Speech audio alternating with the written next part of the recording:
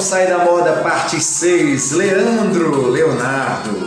Em 15 anos de carreira, já acumulavam 25 milhões de discos vendidos.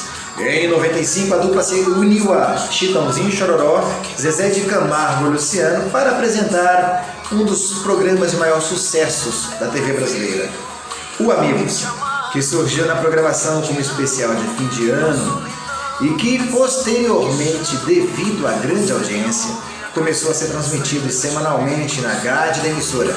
O resultado da atração foi tão positivo que o encontro das três duplas gerou a produção de 4 CDs, chamado Amigos, que venderam milhões de cópias em todo o Brasil. No auge do sucesso e perto de lançar o disco Um Sonhador, Leandro começou a sentir-se mal.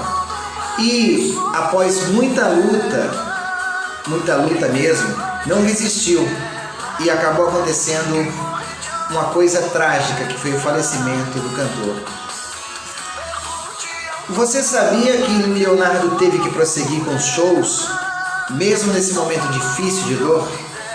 Não foi fácil, mas teve que cumprir a agenda e passar por momentos difíceis, muito complicado, porque você tinha ali a perca do irmão e do outro lado o compromisso de honrar a agenda, uma coisa que não foi fácil. Contei aqui parte da história da dupla Leandro e Leonardo. Voltamos logo no próximo vídeo para dar sequência a essa história. Um abraço a todos e por aqui estamos sempre conectados com a boa música e o sentimento de amor. Um abraço.